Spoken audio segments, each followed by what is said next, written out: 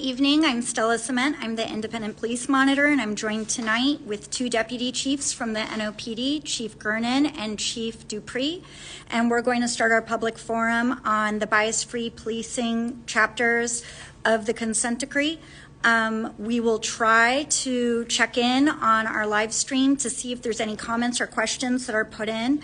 But otherwise, please include your email or your handle so that way we can get back to you about any questions you might have. All right, with that, we're going to start our live stream. There we go. For the record, I'd like to state that this was hastily put together, and one day notice isn't sufficient for the community. Yeah, I completely agree.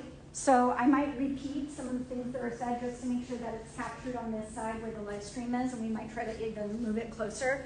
But yeah, this was hastily put together. Truthfully, I don't think we were thinking about it until we started preparing for the hearing, and we realized that there wasn't a public forum that was being held so closely to the consent decree hearing, and we were missing an opportunity to engage the public. And so in that realization, we were like, better that we try now than we let the mistake get worse by not holding anything at all. So I'll take the L on the lack of notice rather than taking the L on failing to do anything at all. That said, we're committing to trying to have more notice. We are. And with our normally scheduled public forums, we are getting better about scheduling those in advance, working with NORD and trying to get those spaces locked up. Our next one we're hoping to do in the Lower Nine or Hollygrove, wherever we can get this space. Now, did my comments have anything to do with this hastily put together meeting? Remind me which comment? The one I sent to the judge. I sent you a copy. You did send me a copy. So to be clear, WC, Mr. Johnson, represents Communities United for Change, and he did submit a letter, a formal letter to the court and to my office, and I believe to NOPD leadership. But I'll be honest, no, that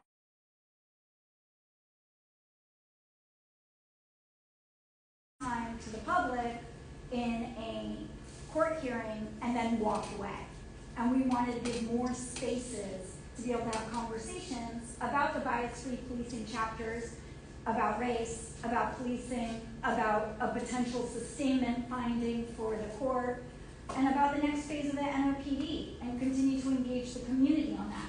I'll be honest, some of the recommendations that we received at the last public forum that we held at the Milne Center in Gentilly also shaped that realization, and we did receive a formal recommendation that the consent decree monitors consider holding public forums in advance of the court hearings.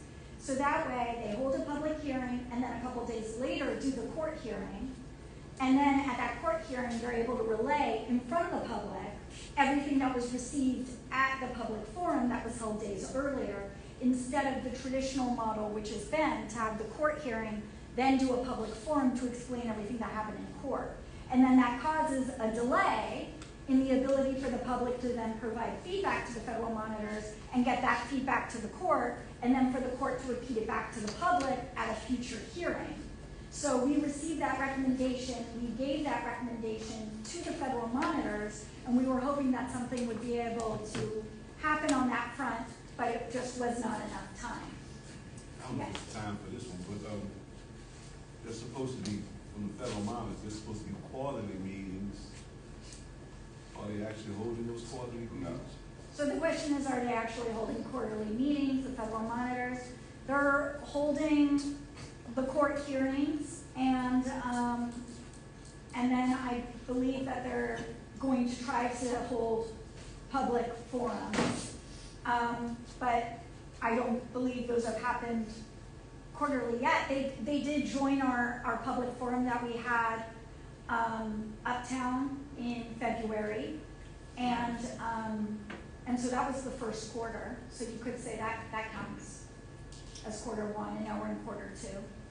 And PCAPs. PCAPs. A complete failure.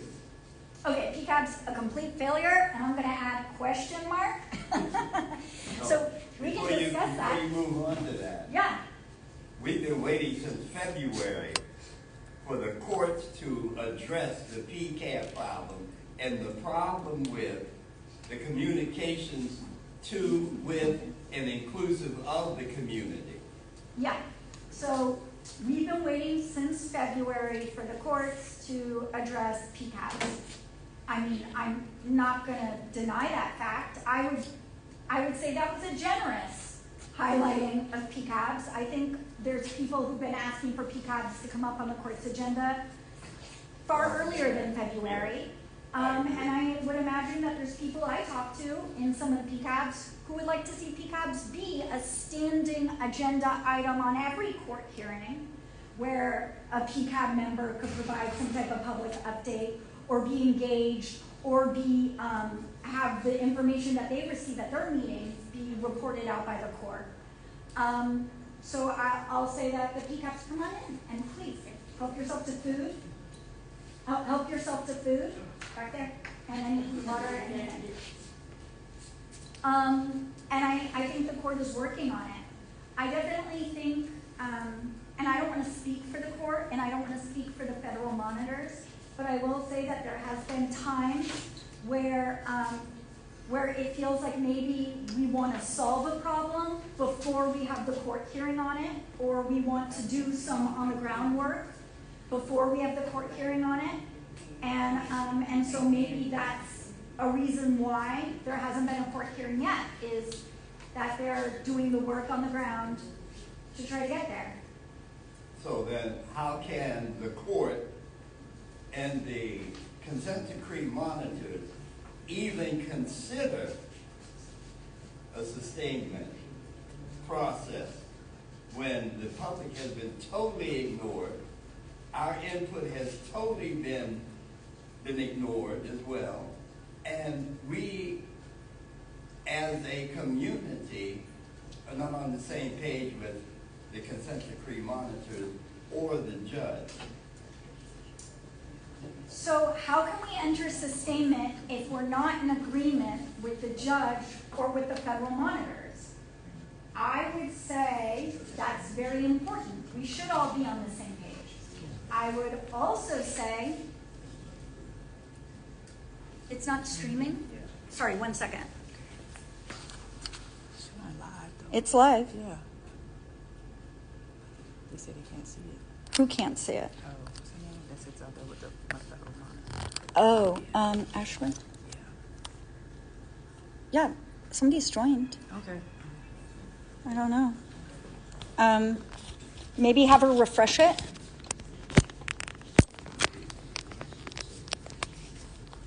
Sorry, we're just making sure that we're actually streaming. This is one of the reasons why. Our adversary being the NOPD. Yes. You think they're sabotaging us? Yes.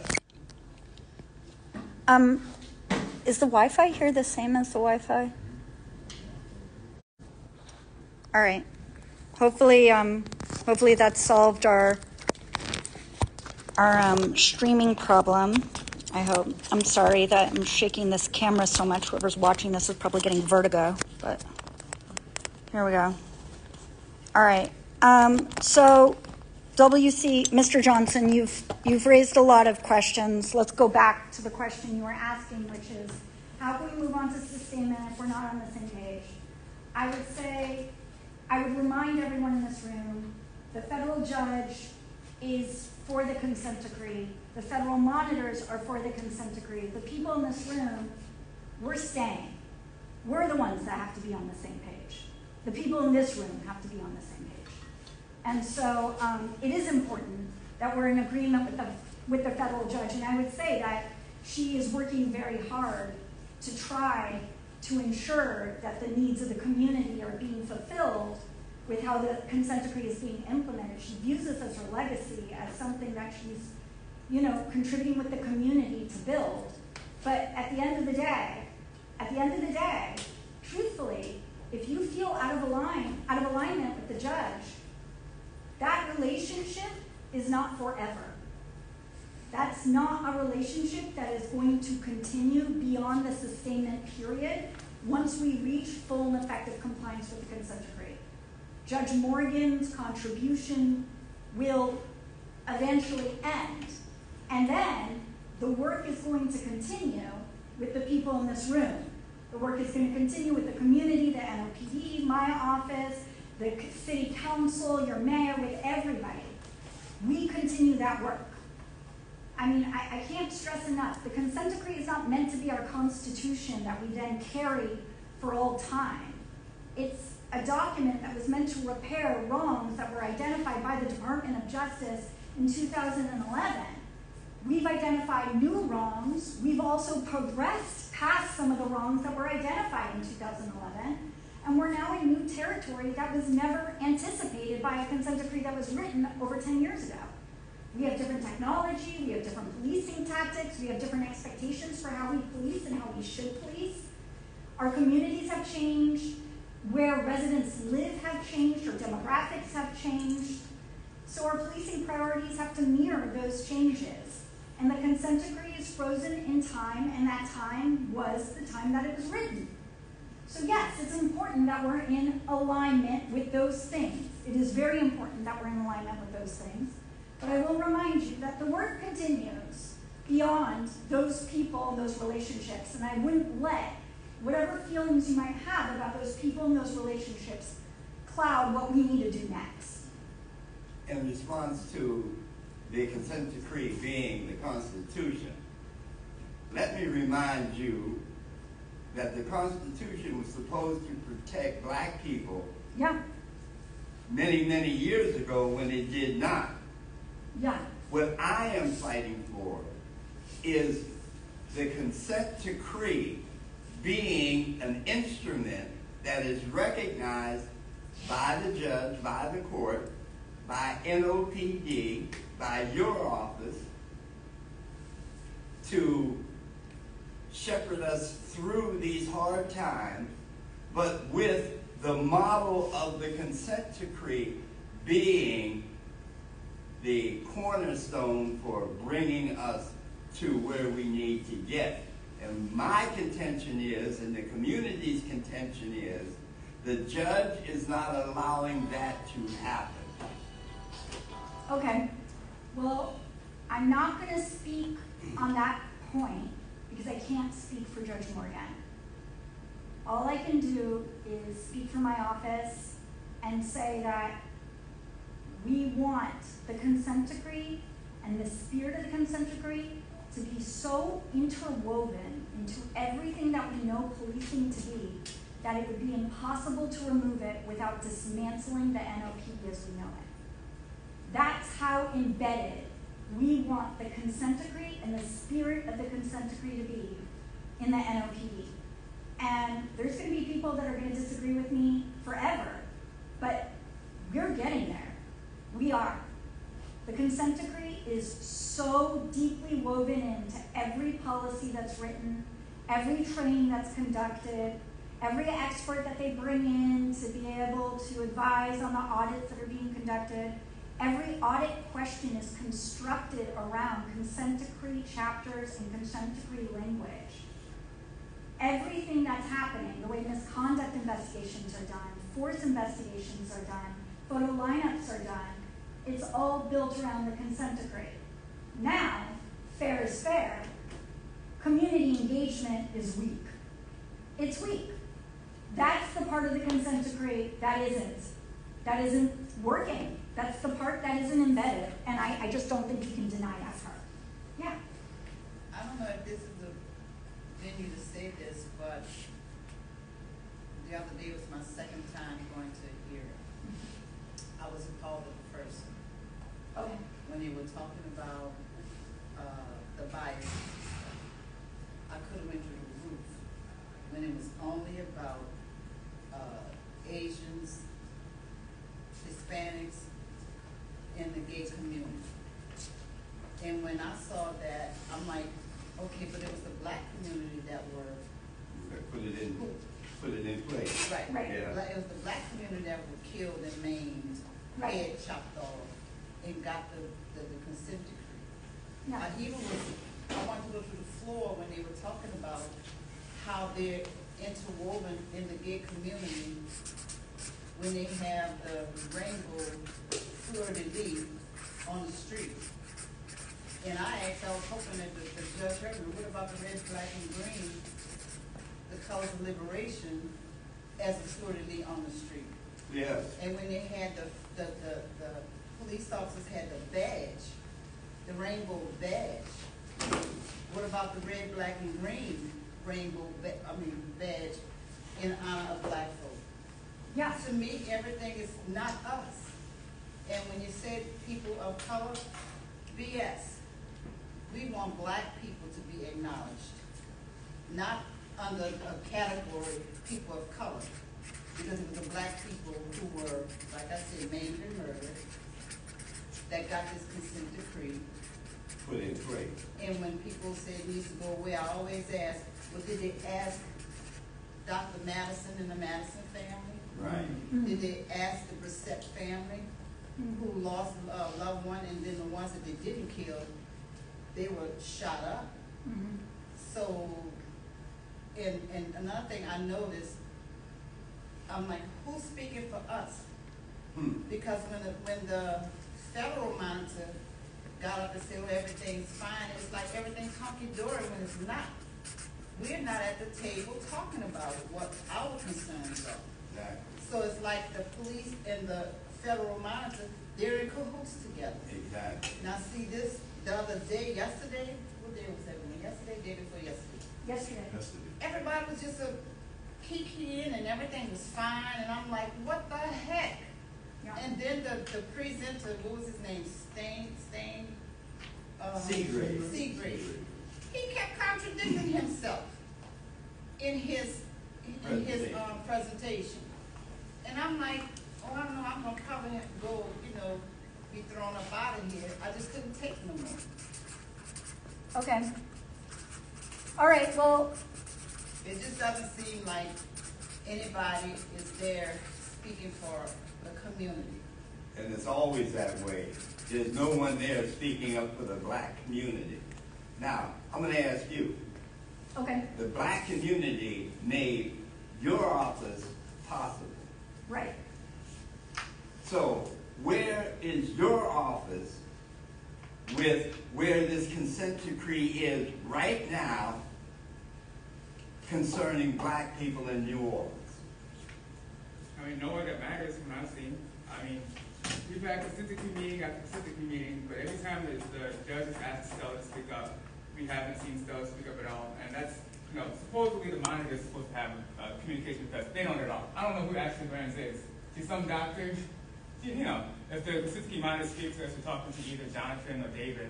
But we talk to Stella all the time, but Stella has nothing to say when it comes to actually talking to the judge and actually talking to the monitors. In the courtroom where it matters, where it's on record. The question is she allowed to speak? No, she's allowed to speak. She's been asked to speak. Yeah. And, The and judge that's true. has the judge asked her to speak? Yes. Yes, the judge. Yesterday. I didn't hear the judge ask her to speak. Yesterday. No, I didn't hear Weren't you that. asked yesterday? I was not asked yesterday, but I've been asked in the past. She asked about the independent police monitor. Did you have any comment? No, she did not I yesterday, didn't hear that either. but I she did. has in the past. I will say that we're not a party of the consent decree. So we petitioned to be a party of the consent decree in 2013 or 14. We're not a party. We are represented by the city of New Orleans. We are not a party of the consent decree. Nothing I say about the consent decree changes the status of the consent decree compliance or non-compliance. Aren't you a party of the community, though? That's what we're saying. It's not. You're a party of the community. A party of the community. Yes. I am. And the community is represented by the city of New Orleans. So we have not heard from your office or you, your position on where you stand for the black community of New Orleans. So I would say that I don't speak in court. I haven't, at least. I did prepare a statement There was a time I prepared a statement and I asked to give it, and I was told that I could not give it. And so I didn't. And I provided it to the federal monitors in writing instead. Historically, our office has only recently started attending these consent decree hearings. Before that, we didn't attend them at all. I would say that our relationship with the consent decree has been complicated over the years. And now that we are close to reaching sustainment, our office has taken a larger role in the consent decree. I don't speak in the court hearings. I often do not. I also don't want it to ever get confused. Those court hearings are not where decisions are made. That's where presentations are given, but that is not where decisions are made. False presentation. Where the decisions made, then tell us. The decisions are made through a series of reports that are given to the court. The presentations are just demonstratives. They are a presentation to the court, but it is not something where a court is then making a ruling. Those presentations is not where a finding of compliance or non-compliance is going to be. It's going to be in the quarterly reports. It's going to be in the audit reports. It's going to be in all the reports that are submitted to the federal monitors and the federal judge over the years. That's where you're going to see progress reported. These presentations are just examples. There's no way that you can capture the work that's being done by any of our offices in the number of slides that are being presented to that judge.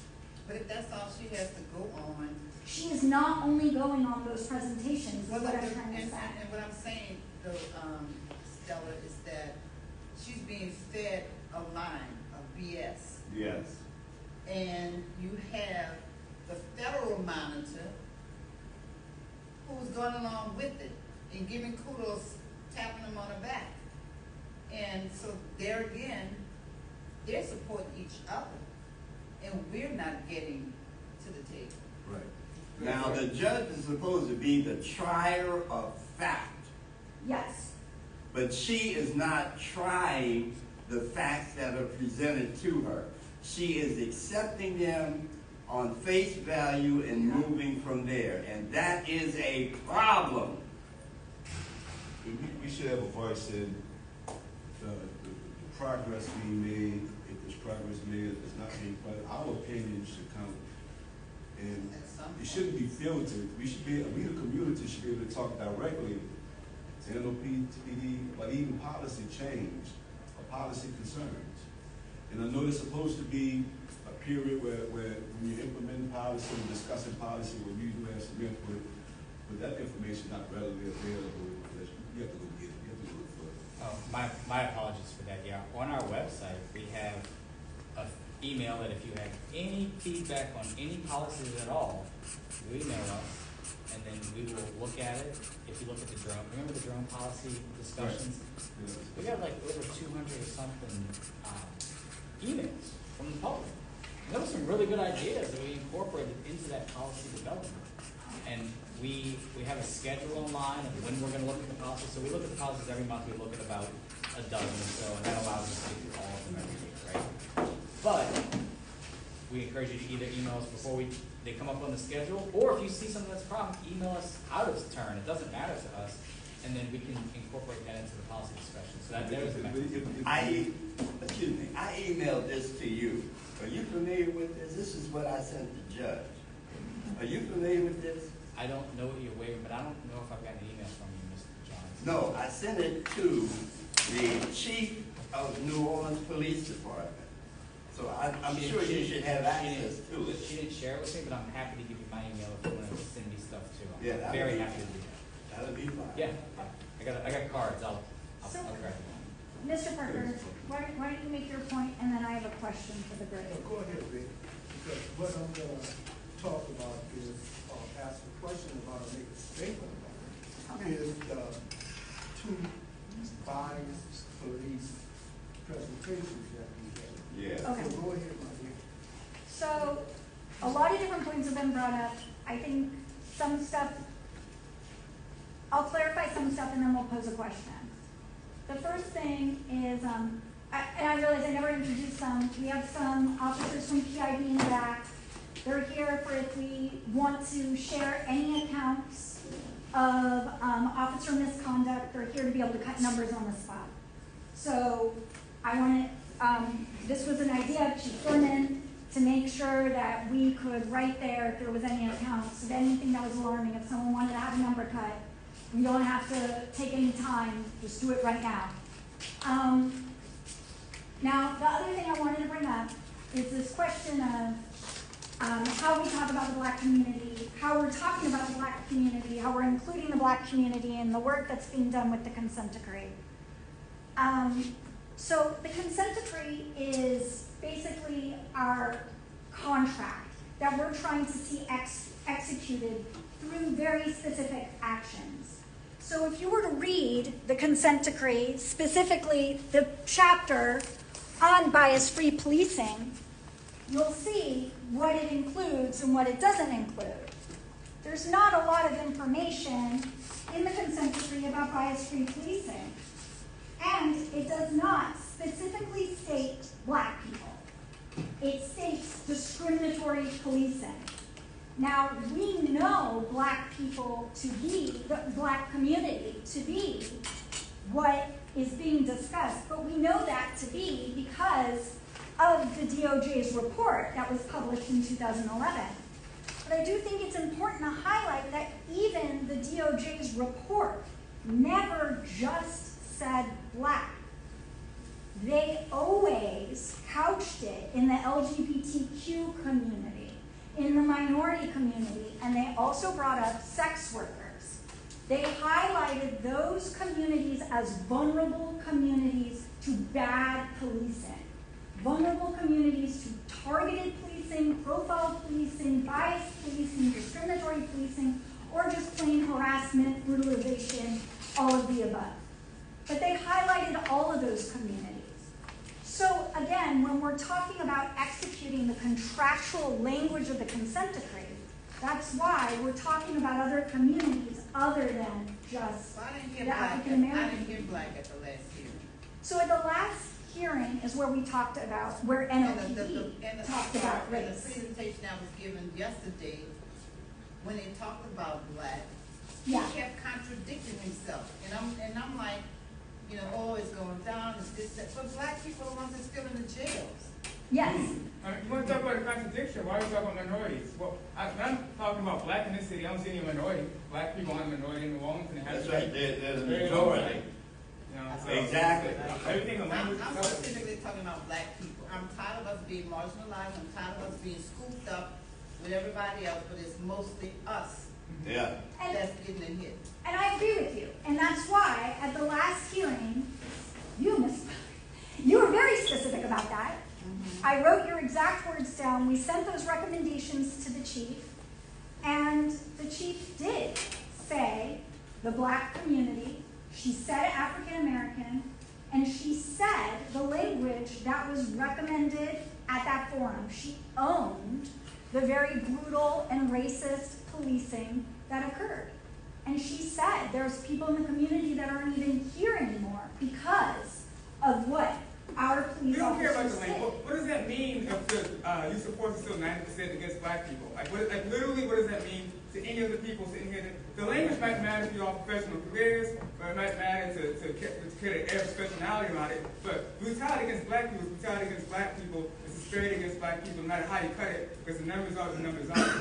And so, like, unless we're talking about addressing that and talking about implementing some, you know, actual corrective measures that we didn't hear anything about at the court yesterday, then, you know, what's the purpose of this conversation? Is it to pacify us? Because I can tell you this already, you know, I'm not going to be pacified. And these people are certainly older than me, and it seems like if they haven't been pacified already, they're not going to be pacified by, you know, meetings like this. We want immediate solutions to, like, our immediate concerns, and that's why we came here today. Let me give you an example. I hear you, but I want to respond to that. Go ahead. If you're asking me to respond to the specific things that are being raised, I'll respond to them. But if you're then going to shift the topic of what we're talking about, then my response isn't going to be on point anymore. No, I'm clarifying the No, topic. Tony, I'm getting I right to the let point. you make your point. I'm trying to respond now. No, I'm just saying, I just want to be clear to Give me everyone a in the room. second to respond. I'm not getting away from the point. I want everyone in the room to unite around this point. That 9% use of force against black people is, I think, the reason why we were all so upset yesterday and the reason why we bothered to come here today. So I want to be clear that that is the big point. You know, we're talking about black people, but So Ms. about use of Alicia force. just brought up that she didn't hear the words black said in court, and so I responded to that. You're bringing up use of force and the brutalization of black people and that number of 90%. That's a different point than the point that was just Does anyone made. disagree with me? Is anyone concerned about anything more than the 90% use of force against black people in this room? I'll give it to y'all. Is there any other topic more important to y'all today that we're talking about than that disparity? No, getting rid of that. Exactly. So if you want to insult our intelligence by saying that I'm getting off point, then please don't waste my time doing so. I'm not I'm insulting directly your on point. intelligence by suggesting you're getting off point. I'm saying I was answering a question that I was posed, and then you're asking me to answer a different question and to respond to a different point. So I'll respond to that point. Yeah, that's a disparity. All this is We can good. talk about that. All this is good, but we're chasing our tails unless we develop a good rapport, a relationship to get what we need as a community out of policing with the NOPD. So we can fight about it. We need to find some middle ground first. What's working? What do we like?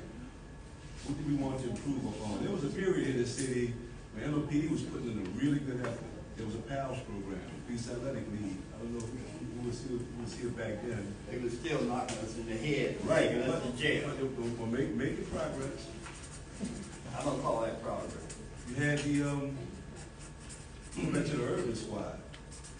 That was terrible. You had volunteer policemen that knew the community, and they knew who the criminals were, and they knew who the bad guys were. And they were applauded when they did a good job. Like flat top and ponytail. No, I'm not talking about them. I won't put names. I'll give you names later. I'll give you specific names of people who did really good work.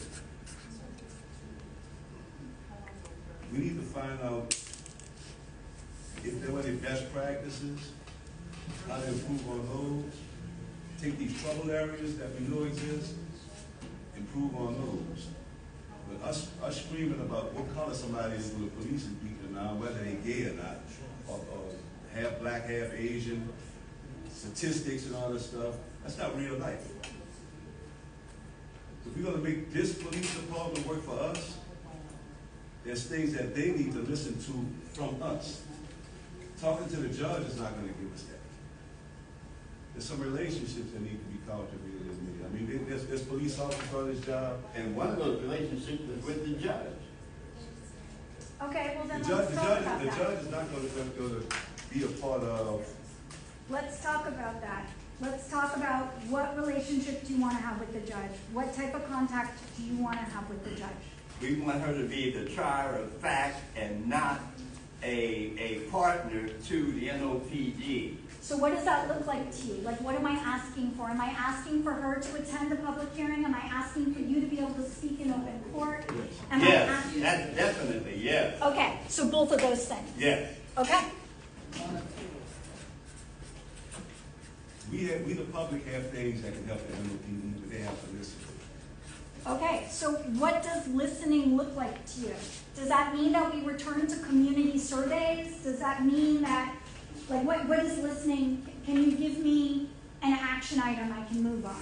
Yeah, bringing the community to the table and not communicating with us through intermediaries. And that is a big problem.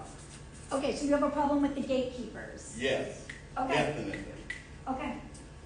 So you would like an opportunity to have an unfiltered conversation with the judge? I would like to have an opportunity to give our side in open court to rebut what is being put out as the unmitigated truth from the NOPD and the consent decree monitor, because it's just not that. Okay. Example, Ms. Hawkins, you had something?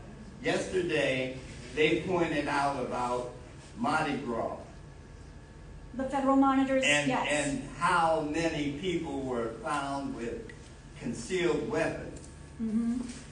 68% of the blacks that were stopped had concealed weapons. 60% of the whites had concealed weapons. But 100% of the Hispanics had them. And I haven't heard anything about what they're going to do to try to rebut that problem. I'm sorry, which problem? The problem? The fact that the Hispanics had 100% concealed carry on the group that they had approached and arrested. Okay.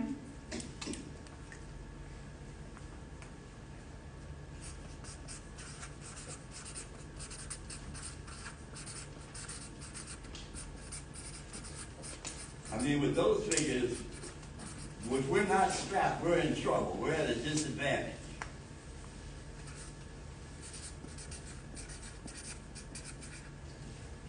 Okay. What else does being listened to look like? Yeah, I got 3 points I want to make. okay. I don't know if I'm off topic. It's okay, too. The first point is the federal judge, Susan Morgan. How can we have faith in her when she don't hear the community? They're right. The judge haven't called one meeting to hear the community side, but she listened to the federal monitors, the lying NOPD, as we can know that they lie. And I can give you some examples, you know. But when we talk about misconduct, let's talk about misconduct. We got a guy by the name of Hans Gutler with the beef cone to cat feet. He called black folks niggas. He planted 2 guns on the bus driver. The FBI is investigating. Now we got a new chief, right? And she said that she want to correct things, but she haven't correct Hans Gutler. That's right. But wait a minute. We got Mr. Nick Garner sitting at the table that covered up the J. Banks case. He's sitting right there. And it has been proven that he covered up the case. So we going to let this guy come tell us anything? How can we trust the NOPD? Now, wait a minute. Let's have some more fun. Brandon Boutique assaulted me, Dupree, right?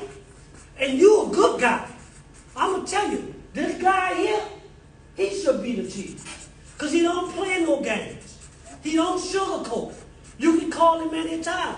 But my question is to you, Mr. Nick Garner. Why y'all not doing nothing about the Brandon Boutique case? This man assaulted me, and I reported it to y'all. Now y'all talking about y'all need 30 more days to June the 24th. But the worst part was, I can take that. But y'all didn't send me one letter to let me know what y'all doing, because he's the mayor's puppet, right? So when public officials attack the citizens, explain the third-party rule to me. Really, the NOPD should have never investigated the J. Banks case. They should have never investigated the Brandon Boutique case because it looks like a conflict of interest. But y'all haven't did nothing yet. But what am I going to do as a citizen? Because I'm trusting in the police department. They haven't did it. But if I go out there, punch him in his mouth, y'all will arrest me because he's the mayor. I done went to J. Banks' house with a gun. They would have arrested me, but I'm not holding you, Dupree. You know what I'm saying? But this man covered the case up. So for me to sit and see Nick Garner covering the case up and he's sitting in here like he all good with us, man, stop playing with us. Because all we want is the best police force. We want them to do the job. But y'all know the job ain't being done right. Just over last week, a cop got caught. The week before that, a cop got caught. And how could the federal judge sit in court and see all these violations and say we moving on fine? Yeah. There's something wrong with that. We, the black community, is being lynched, is being profiled. Y'all not filing the consent decree. Because if y'all was filing the consent decree, the community will be at the table and they will have a board. And Nick, you thought I forgot about it. I'm very upset with you, man, because you covered the case up. I did You not. covered Judge J. Bank case. The paperwork don't lie, nigga. No, I'm saying I did not think that you forgot about it. And I'm here to hear You that. never said, well, let me reach out to Belvin and see why you feel like that. No. But you're here today in front of the crowd and you didn't want to say that. And I'm not trying to fight with you in there. But I feel some type of way because if I went through the J. Bank case, y'all, and they did it, now it's the second time, and they covered the case off for the male person not. But hold up. Every citizen, whether you're a citizen, whether you're a police officer, whether you're a counselor, you break the law, nobody should be above the law. And that's what that court just showed Donald Trump. That's what they just showed him. You're not above the law. Can I ask you, would you be willing to go through mediation with me? I've never been to mediation. I mean, Never done. I'll go through it with I've you. never What is mediation going to solve? Here we go, Newton. Mediating, y'all know that J. Banks, did this I job. mean, So, Newton, would you I was be okay assigned- with mediation, knowing that after mediation, a policy change will come, so it don't happen to somebody else? Listen, Chief Ferguson said in front of the city council. Let me show you. When you see Newton vent out, I'm venting out for a reason. They sat in front of the city council with 7 members. And it said they was going to make a third-party law. Only one woman stood on ground. And that's why I like her, because she's fat, Stella. Stella stood on her ground. But Ferguson left. No law was put in for a third party. That's like you. That's like any member. You get into it with a council person. They call the police. The council person can be able to hit you, assault you, but you go to jail. There's something wrong with that. You did get a summons, didn't you? Yeah, but I won my summons. Then they put a warrant out for Jay Banks, and y'all, the NOPD, refused to arrest him. But what I'm saying, if the new chief wants somebody to believe in him, show us some action. We don't want to hear all that talk. Show us action, like Tony said, like WC said, like Gary said, Parker, Miss Alicia, everybody in this room. We are here. People are not even coming because they don't believe. But these people want change. So show us the change. Don't be talking all that jive and all that stuff. I've been assaulted by Brandon Boutique. Now what y'all gonna do? Y'all gonna send me another letter? It's unfounded. And another thing, that's what get me. How y'all can write unfounded on all these cases, even murder cases? Y'all write unfounded. That's why the statistics low. Tell people how a murder is unfounded if somebody murdered. Y'all take the books and do it. Y'all keep the numbers. So crime gonna stay down. Stephen Wonder can see if y'all keeping the numbers, we're gonna make it look good. So, you know. I would like to just let's follow up and have a mediation. I've never participated in one before. I would be happy to sit down with you. I have a case that got back unfounded. Hey. Obviously. Daddy, let him finish. She's talking to Noon. Let him finish. Yeah, I'm happy to have a conversation. Yeah. That case was assigned to me, 3 years ago in the 70s? Mhm. I was investigating whether the officers on the scene did anything wrong, not whether Jay Banks did something wrong, right? That wasn't my charge. My charge was to figure out if the officers on the scene did something wrong. And I felt like I wasn't able to prove it. And Well, let me ask you a question. And that's why. Let me ask you a Not that question. Mr. Banks did something wrong, That's that fine. did the officers. You couldn't prove it, right? So let me ask you a question. When a whole platoon come to your house of 12 cops, you got lieutenants, you got sergeants, you got captains, right? Is that protocol for a man that called you for a counseling? And I'm going to tell you, Mr. They brought 6 cars to my house with 12 police officers, And right? you were the victim. Huh? And I'm the You victim. were the victim. Jet Banks never called You 911. were the victim. and Right? I'm going to tell you, And they came aggressive, you heard me? I thought I had locked the bank or something. So you listen to me. So you investigated the case, right? and I Right? also watched Listen to all the me. You was the judge or whatever you was, right? Just the- But if you see a platoon, answer my question. If a platoon trying to of respond. lieutenants, sergeants, captains, and no other ranks come to your house, right? And then you ask them, you said, why did all y'all come to Mr. Baptiste's house? They said we was going to lunch. Do it look like I make dessert little Debbie cakes? So, I am never going to say that I have always made the right decisions in the last last 22 years. I'm never gonna say that I always get it right. That's why I'm willing to have a conversation with you. That's why I wanna hear your frustrations about this, right? I don't think that you forgot it. I certainly didn't think that you forgot it, Mr. Baptiste. But, you know, I'm willing to kind of listen. And I'm not trying to explain myself or defend my actions here. I'm not.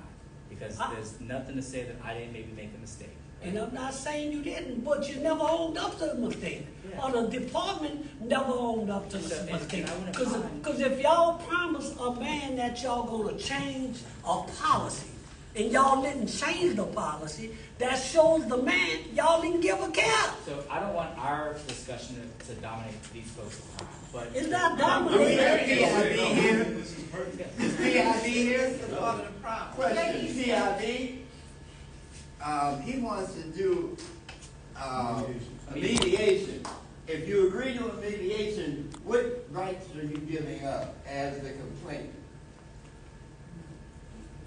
I'm not sure I follow the question. You said what rights you're giving up as a If you agree to mediation, there are certain things you give up. What do you give up? You don't give up anything. Right. You just made an agreement to meet with the other party. So let me, I'm sorry, I'm just gonna jump in because we run the community police mediation program. If you agree to mediate an open allegation of misconduct, then you are agreeing to not have that investigation end. It is then closed out as resolved through mediation. So is that what you're Thank talking you. about? Okay, There it but is. I want to be very clear. We now are offering post-investigation mediation in response to that concern. So now our office offers post-investigation mediation. So if you decide to finish your investigation, to say no to mediation, you will get a second opportunity at mediation after the finding is done. Or if there was discipline, after the discipline is done. So we've been offering that so far. We started the pilot program this year. So far, we've only had one person agree. But we've done it. And so this would be an example of post-investigation mediation. So Mr. Batiste would not be giving up any rights here because he already had an investigation conducted. The issue is he's unhappy with the investigation. He would like to potentially have a dialogue with Chief Gernon, and Chief Gernon's willing to do it. Mr. Batiste is willing to do it. We could set it up for next week. Now, really fast, Mr. Garrett, really fast. I have a case that was just found unfounded, and I think there were some clear violations, where the lessons could be learned, maybe some policy changes or some training should be implemented. And it Okay. was just unfounded, and what happens after that if there's no mediation? It's not addressed. What do you do with the cases that are unfounded, unsubstantiated? yeah, that's a good point. Is that What happened? Are there any lessons learned after these? are we Are we learning? just checking to see if the officer's gonna get off with it or not? Yeah. Are we learning lessons from these misconduct investigations? We can always do better. There is a part of the misconduct investigation where the investigator has to put policy, training, tactical, and policy recommendations, like things that we should be doing better. But I don't know your case, so I can't. If it's just say. unfounded. Yeah, they would put that in there. That means he did nothing wrong. But they That will, means he didn't go outside of policy or guidelines. but they will still put a recommendation if a policy needs to be adjusted. So there's no recommendation, he just did it and can do it again? The recommendation, yeah, so he said there are none. You make a good point, so I took a note, because we do it on our end, and this will be through policy, that there's a written policy recommendation or training recommendation that's made part of the case. I don't see why that couldn't happen, because we do ours internally, that's made part of it, but maybe the complainant may need to start attaching a policy, training, and tactical recommendation, even if it's determined that it's no violation of policy. That's a good idea. Complaining needs to be strong. I would also add that there's a lot of, sorry, just real fast on that, because there's a couple action items that are coming up that I want to make sure that the group is in agreement on me moving on. The one is that we want to renew our recommendation that any time a political figure or an elected individual is engaging with the NOPD, that my office is given the option of monitoring, which we want to put forward again. And then the other thing is that we want to put forth the recommendation that when you submit an allegation of misconduct, you also have the ability to submit a training recommendation or a policy or practice recommendation and have that get bifurcated from your complaint and get it considered by PSAB. But the other thing that I'm hearing is that, and I read hundreds of these misconduct investigations every year, hundreds and hundreds. I can tell you that even if they make a finding of unfounded, and I wish he was here, Sage Pellet in his investigation, and he's put this on his Instagram 100 times, so this is okay to talk about. But in his, there were certain findings that were like, look, we cannot definitively prove that this happened. However, that investigator made recommendations on how to move forward with that officer. You don't need to have a finding of sustained as an investigator to raise policy, training, or practice recommendations. It happens all the time. Just because they said unfounded, exonerated, not sustained, doesn't mean that the investigator isn't looking at those systemic things and those individual officer things and giving those recommendations. Here's the problem. They don't communicate it to the complainant. Right. So the complainant's getting a letter that says unfounded, and you think, okay, done, nothing happened, and you're not getting a letter that says unfounded, but investigator recommended retraining on blank. Unfounded, but investigator said there should be a policy change on blank. So maybe I would love to see those letters include all of the findings and all of the recommendations of the investigator that the investigator put forward, so that way the complainant is notified of those things and can then have that information and understand like what else happened. So I'm going to put that as action. She's been having questions. With the consent decree, there has been a lot of data and a lot of math in regards to policy changes and things that have improved. But it confuses me. And let me give you a scenario. This happened. I was there. There was shots fired near the house. Call the police. They come. 2 squads. 2 officers get out, 1 squad, another 2 officers get out of the other squad. All white. I'm like, wait a minute. In this day and time, we're talking about all these changes, and you have not changed the squads? You have not changed that, and the experience was horrible.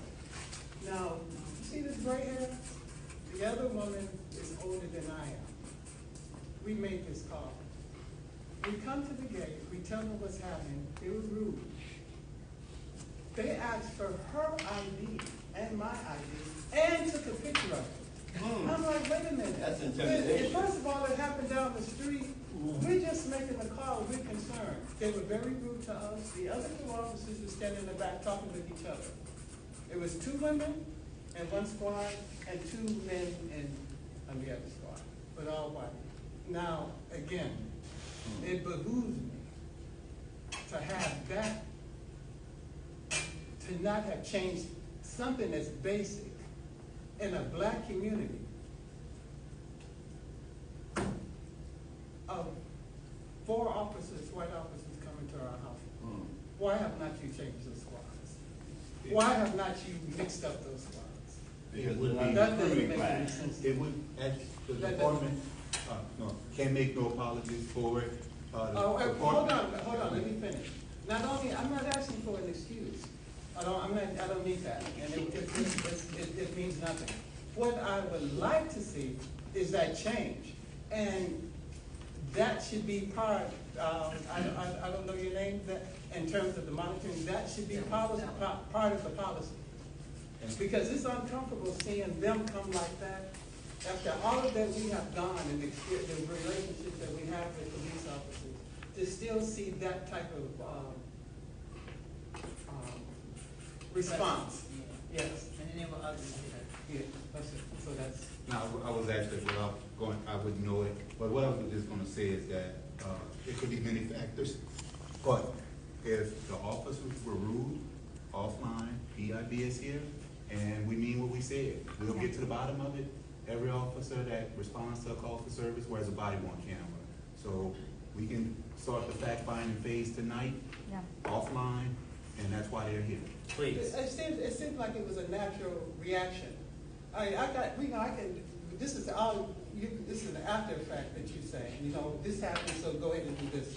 What I'm saying to you, sir, is that the changes have to be made, because I think if they were mixed up, that there was more diversity in that squad, that wouldn't have happened. Or it would have been lessened. They said they were very comfortable because they were with each other, and as a group. 6 blacks that killed that boy. It was natural for them.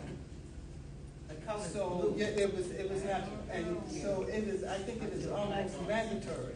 In fact, it is mandatory that you diversify those squads. So May I where is ask all what- this progress, the consent decree Exactly. monitors, and Exactly. the That's very judge is basic. telling us is That's very happening? basic. Where is all this progress? Yes. Okay, well, let's That's a real question. definitely take that complaint about the treatment that she received from those officers. And then, can we also look into what squad, do you mind telling us like What what district, what general area? neighborhood this might have It was been in in? the seventh ward.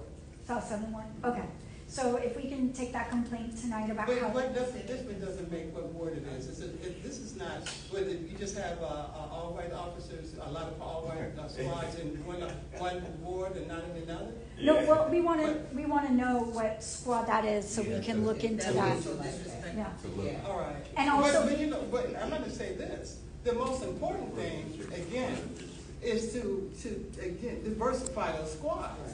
Because we're going to have complaints. Even if they diversify, you're going to have some type of complaints from time to time. That's human nature. However, my concern is the way those squads look. Hmm. That's my biggest complaint. All right. Okay. Which brings up another point. You took the screen off of the wall there. I accidentally unplugged. Yeah, can we get it back up here? Yeah. And the reason I ask that is because we listen to this bias-free training and resolution that NOPD is supposed to be going through. Right. But my thing is, when I listen to Seagrade, Secrets. when I listened to him yesterday, I couldn't help but scratch my head and say, where have all of these tacticians and technicians been in the last 50 years?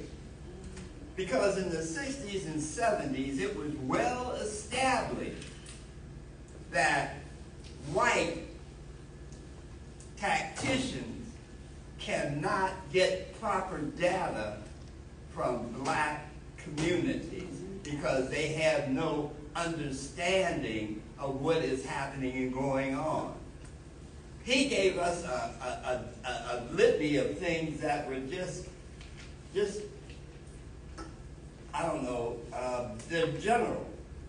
But what I'm looking at is the data that he was quoting was all corrupted because he wasn't dealing with a fact-based base of information and understanding about what he was looking for and trying to resolve.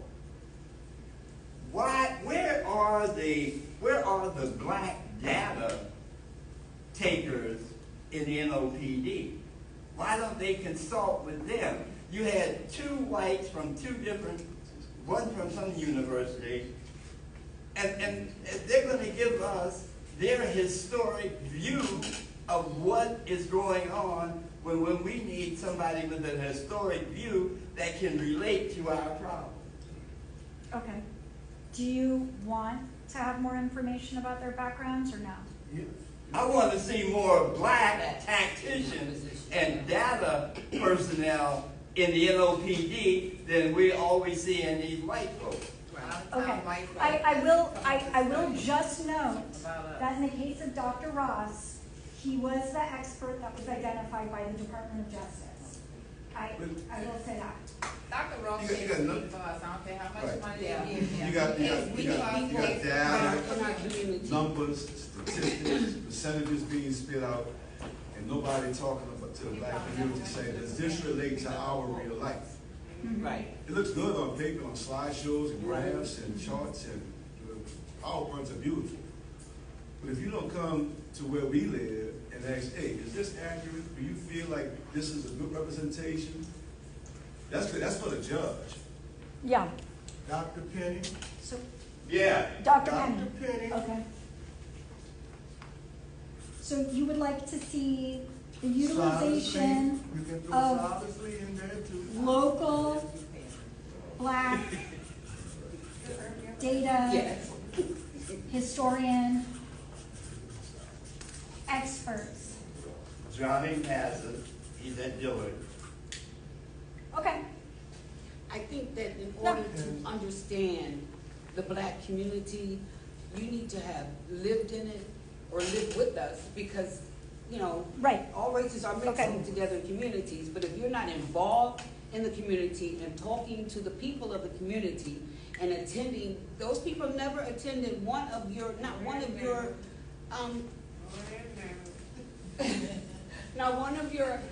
you know, meetings, not one. I hear So you. those people are giving data based upon the numbers that they're coming up so that they can give something accurate in the courtroom in order to get that consent decree released. Yes. But that's not what we want. We want accurate reported data from somebody that has actually been in our community. You're in our community, you're in our community. You guys know what's going on out here because you're actually out here with us. It's not a black versus white thing. It's a right and wrong, Yeah. and let's do this together because we need you guys, and you guys definitely need us. We need to work together. We need a system where we're going to get answers and where we can also ask questions and get the truth and everything is transparent. That's all we're asking for, transparency and accountability. We want to be able to talk to you guys. We want to be able to communicate with the judge. She has not called on not one community leader for any information, nothing. We just want to be involved. We're out in the community, all of us, every day, working with the people in our communities, finding out what's going on, what do we need, what do we want. Nobody's asking us, anybody, any questions. You can go to any community leader and ask them questions because when we have meetings, the community is there in droves. We invite police officers, we invite the sheriffs, we invite everyone, the politicians, everyone. That's all we want. We have to be united and work together. No matter what, you guys need to work with us, the community, We want to in order to get things done. We want a trier of fact that is not Yes, one going question. to want to be buddy-buddy with the chief of police and tell us what great job she's doing. We want a trier of fact that is going to look at the evidence, and if there's a problem, that flush it evidence out. they're finding. All right, let's put a pin in this conversation because I want to get to this lady. Would like to know, talking about the black leaders, the community, where are they? Go ahead. We're out there. Now there's a lot of them that aren't out there. We're here. We're here, man. We're here. We're here all No, the time. well, They let's- are out there, but let's some of them let don't Even the communicate. one that it's supposed to be in your city council. Mhm. I asked that question about mine. I asked that one about the one across Connect. Okay? Mhm. You can't even get a direct answer from any of them's office. I agree. True. I agree. Okay? And you never see them in important things. And they never bring anything to my community. Exactly. So where are they? But during election time, you'll see them because they're going to feed us something to vote for. But they're not going to participate in our communities. What's your name? My name is Rose McGowan. So one more time? Rose again. Rose McDonald. McDonald. I think, Ms. McDonald is exactly right that we're not going to see any solutions to our problems unless city council gets involved. Now, how I think that's related to the court is I think that, there is something that we can demand of the court immediately that will kind of speak to, to answer to one of city council. And what I'm suggesting is that we make the demand that the court make a statement about what will oversight look like going forward for the city of New Orleans, since the consent decree is likely into the sustainment period. And I think this is the thing for the court to do for two reasons. The first reason is that, Stella makes the claim that we're represented in the court. I don't believe that that's the case. One, because I haven't heard anyone in the court quote any community members at any point. Also, there's clearly, we're the harmed party in this. You clearly have the Department of Justice and the United States government versus the city. Aren't we both citizens of the United States government and citizens of the city? And haven't we both been harmed by both parties? But we don't have any real representation, any real power or say so in the court. If they want to show that they actually do represent us, I think it needs to be brought up in the court. And I don't care who brings it up. It could be the NOPD that brings it up. It could be the DOJ that brings it up. It could be the consent decree monitors. It could be the IPM that brings it up. But it needs to be brought up in the court that the court needs to make a concrete recommendation on what should happen with oversight in the city, because we can't continue with the tyranny of the court, the tyranny of the mayor, and the tyranny of the NOPD without any democratic community say so. And secondly, I think it would be entirely appropriate for the court to speak on this, because the court weighed in already on the question of what the community's role is in its relationship with the NOPD when it put language about the PCABs in the consent decree. It put language in there saying that, oh no, we have a positive idea about what the community police relationship should be, to be the PCABs. Yet during this entire process, the court has been negligent on the PCABs to let them deteriorate, to let them turn into, just completely the opposite of what we'd like to see. Gophers is what they turned into. It's PR for the police. I've been in PCAB meetings, I don't know if y'all have been, but if you want to talk about anything controversial, they'll shut down the meeting. I tried to talk about Jerry Paul, because he's still on the force after a credible allegation of assault. They reassigned him, but he's still being paid in the 5th district. I went to the PCAB and you can't talk about that. So clearly the court has supported. So the court has supported the idea of these PCABs, that the court has let them deteriorate, and I understand that we're going to be talking about the PCABs again soon. So if the court has already weighed in on this conversation, they have a responsibility in fixing the bad recommendations that they've made, fixing the lack of vigilance, and so going back to what I said, they have a responsibility on speaking to what is the correct path forward. And I think if they say the correct path forward is the status quo, that we don't need any oversight, then that's clearly them not representing us, because I don't think any one of us would like there to be no oversight. And if they do want to represent us, they could either quote some kind of oversight plan from the city council. There is none. City council has an oversight plan, so they should quote, an oversight plan that's been discussed by the community members. I have a plan for oversight. I would like to see us take lessons from the Chicago Commission for Public Safety. That's a good model of oversight. I can tell y'all about it if y'all want. Or any other plan of oversight that a community organization want to bring forward. But if we're not talking about what it looks like going forward, I think that's a clear indication that the court doesn't know what we think. And secondly, this is another comment, not directly related to that, is I don't think that any party of the court has the same mission statement as the community. Because I was really offended when Mr. Gernon was talking in the court, with this neoliberal language saying that, well, racism will always continue. I don't know any people in this world, any people where they live somewhere where they're the majority, that they think it's fine for 9%, disparity rate to be used against them, and their community members. I don't know any people in the world that's found that thinks that racism will continue, that it's not in their mission statement to end racism, that it's in a mission statement to just, merely claim that bias doesn't exist. Well, it's in our mission statement to end racism. It's in our mission statement to make sure that there's no disparity in policing when it comes to our children, that there's no disparity in policing when it comes to us and our community. And so if it's not in the mission statement of the court to do anything about racism, we have a real issue with that as well. But my opinion is I don't think we're going to find the solutions in the court. I think that the courts do have a responsibility to speak to what the correct solution would be, and that has to be local oversight. I think it needs to be said publicly that NOPD has handicapped, infiltrated, and controls PCABs. And that is not what the consent decree had set out for it to happen. Okay, well, I'm going to respond to just a couple things. First, I agree with Ms. Jones that we need to have an opportunity for the judge to hear directly from the community. That's a recommendation I've made multiple times, and we are pushing, I'm pushing to have an opportunity for public to take microphones and address the court directly, no filter, no gatekeeper. So I'm trying to get there, and hopefully we will.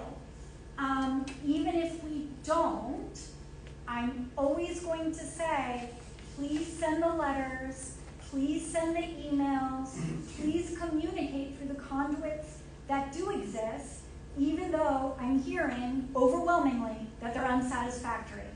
I understand.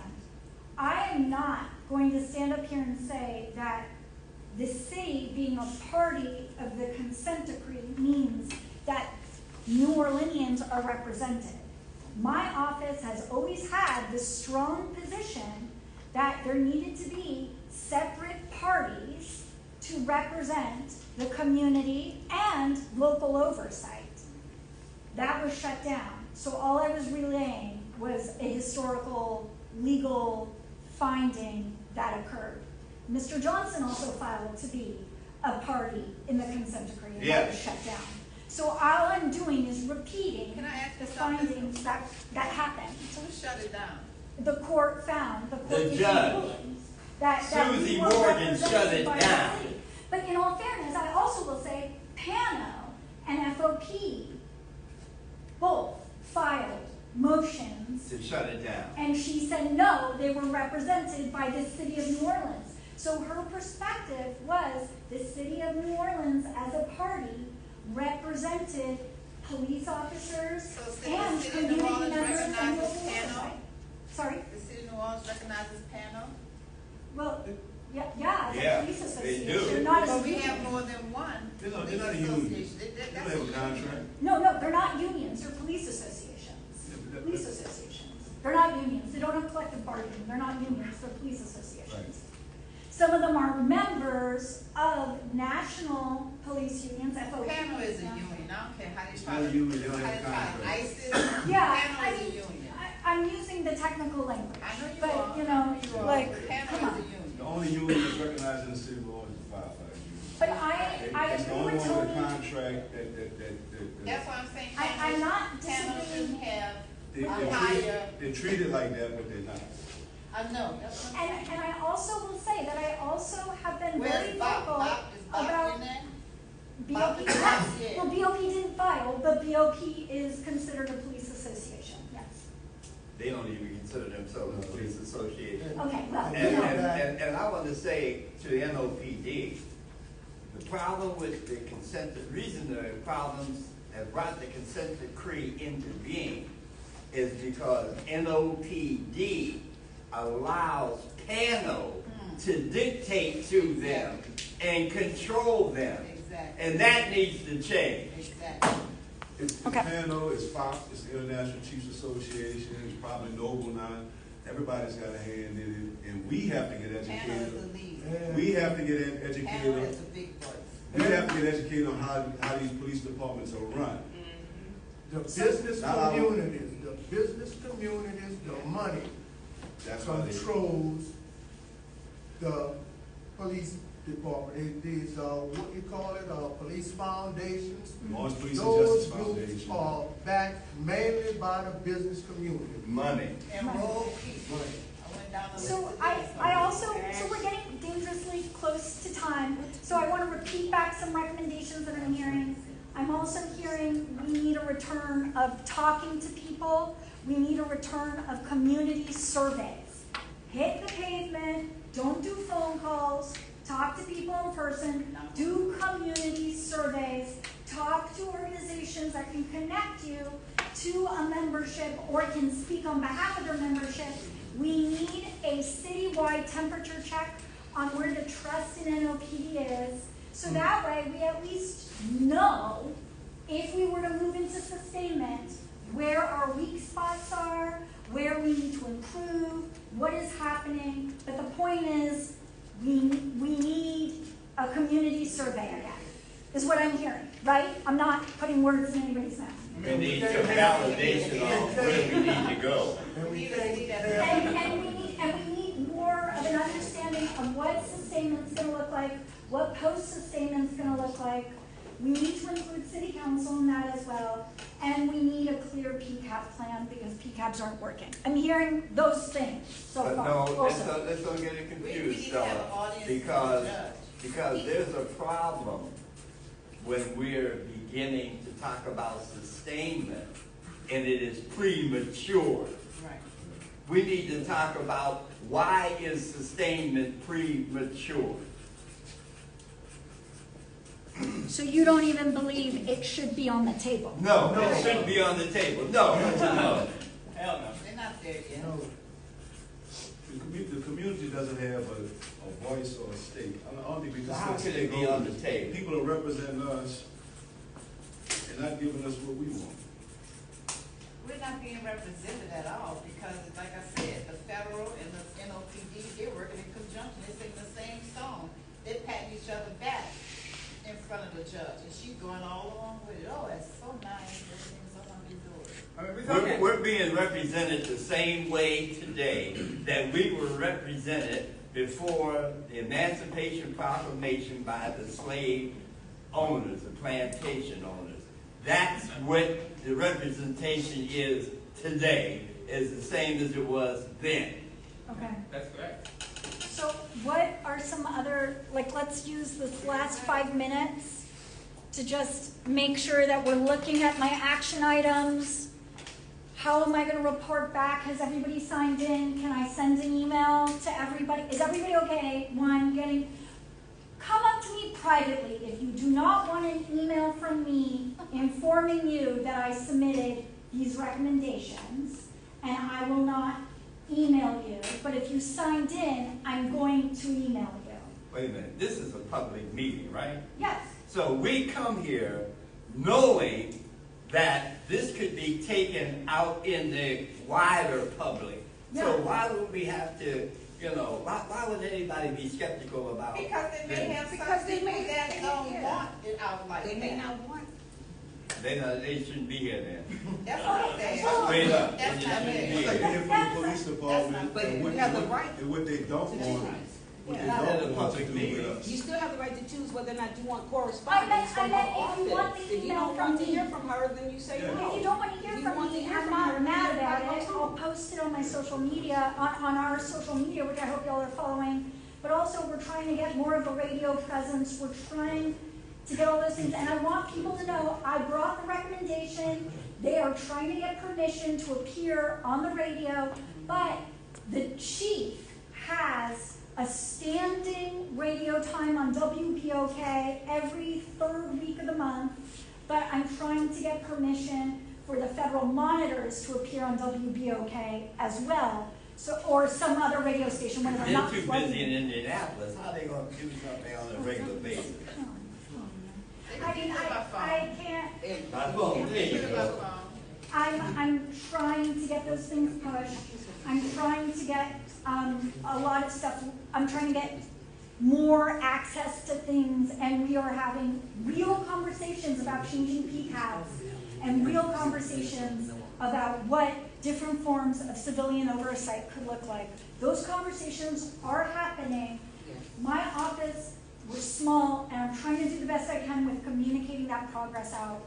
And I take the That's failure. the issue. Your idea of we doesn't include us. Your idea of we is the criminal justice system and you and how you're involved in it. When we're talking about we, everyone here is talking about all of us. We're talking about community surveys. My organization goes out every 2 weeks into our community, and we talk with people. We get signatures for our, petition and And we everything. also talk to the community, Yeah. we also communicate those things. I'm saying, and I don't have these She's meetings working- privately. She's working within the scope that she can. I don't get And paid. we need to change. She needs some, ammunition, she needs some things that she needs to change that we need. And the other thing is, I don't think it's, I'm not going to these meetings with city council by myself. There's community members that go with me. When I say we, I'm not just talking about me. I'm not I'm walking into rooms that y'all aren't like in, though I am walking into rooms that y'all aren't in, but I'm not trying to do this progress without you in the room. Right. So, and I want to find more ways to communicate back what conversations are happening so that way you know, and it's hard, yeah. I think tonight, the police brass can bring it back, that the black community is very dissatisfied with the progress, and we do not want this consent decree to end or go into Sustainment. That's right. That's right. Why? Hear us loud and clear. Yeah, until the community can agree and recommend that it happens, I don't think it should happen. No, I agree We need to wholeheartedly. be part of the decision to do that. Okay. Because the whole reason the consent decree happened was because of the black community. That's right. So the black community needs a say in what happens from this point on. Well, And if we're not ready for it to trust- end, if we're not seeing results, I trust Deputy Chief Dupree, and I have to give you your props. And I say this all the time on the radio. When they were looking for a chief, I called and I said, my money, my choice is Deputy Chief Dupree. right. Because, you know, I always say, what we need is community policing. And what we had in community policing under his watch, when they would use the term commander. Commander Dupree brought the police to the community. You know, so many things he did, like I was telling some people earlier, he brought the traffic cops on the motorcycles to the community. He always had haunted houses, trick or treats at the station. He brought the horses out to the children. But he's the wrong color. Community policing, who the wrong color? Dupree. Dupree is. No, he said. I said for No, the he chief's said, position. white and be cheap. Yes. I appreciate it, but, just, And you open to the community, like Noonan said, you're easy to talk to, people come to you, and you're approachable, and that's what we need. And he don't lie, he don't lie. Right. He don't lie. If he tell you he gonna call you back, he gonna call you back. If he give you his number, he gonna do it. I have heard people and he say this man did it. Not to put his business out, but he made a big move that nobody would make in the city. He made a call and took Lance back because he sent a powerful person to jail. That tell you he a straight up guy. Not to put his business out there. And I just have one more question to ask. It's not. Okay, and then, so this, is everybody okay with this being the last question? Sorry, I do know we have to wrap this up. Mine was about the court, so. Okay, yeah. Why, can I ask, why are there like 22 to 25 brass sitting in the courtroom that are not contributing to, you get up there and you speak and everything, and all the other people speak, none of the other people that are in there participate. They should be out in the community doing the same thing, going and communicating with the public, instead of sitting in that courtroom for hours doing nothing. As badly as we need officers in this city, and as badly as we need police and community uniting, they should be out doing that instead of sitting in that courtroom doing nothing. I mean, what is the purpose of all that brass sitting That's in it? because of Cantrell. It looks good. No, I didn't Control ask for it to stop, She did. No, and the she superintendent asked for it to come back. would not allow them to come to court for a long time.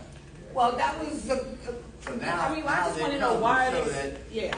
with the new police chief, there's been a change To in me, attitude. they should be participating at the stations with the community, out in the community, working with, you know, the other police officers, making sure the community is taken care of instead of sitting in that federal building. Can I tell It's you a dog and what our pony show. decision was on it? And Okay. you can tell me if we made the wrong decision. So our decision point on it was that we wanted them to hear firsthand what's going on so they could answer their community when they're asked what's going on with the consent decree or what happened in court. We didn't want them to We get can't hear you. Can you say it louder? Sorry. So the decision on that was that we wanted them in court so they could see firsthand what was going on, so that when the community wanted to know what was going on, they were educated enough to be able to answer what happened in court or what happened during these proceedings. So that was our decision point on that, was to say we want the command staff there to see what's happening so that they can, if they're asked questions by their community, intelligently explain what happened in the last few hearings. Now, that was our decision. That's all good, but We might- to me, if it's we more made- important to be in the community Yeah. than to be sitting in that courtroom, because they could read the report. I get it. I feel like it is more impactful for them to hear it so they can do a better job of explaining it. But if you think that's the wrong decision, I think so. I think so. That's my personal Well, how opinion. often do we see brass out in the community? Never. That's what I'm saying. They can sit in that courtroom, they can't come out to the community. How often do we see brass? It's very few that we see.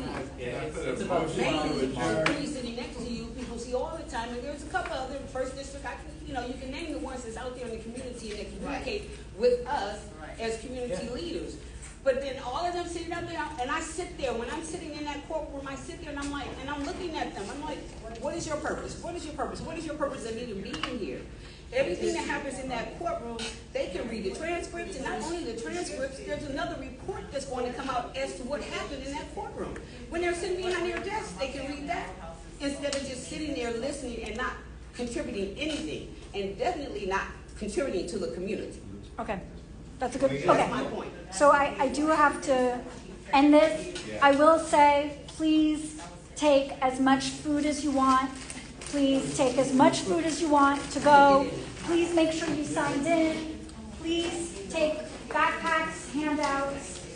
Please take the food. My card is here for anyone who wants it. I'll stay to answer any questions.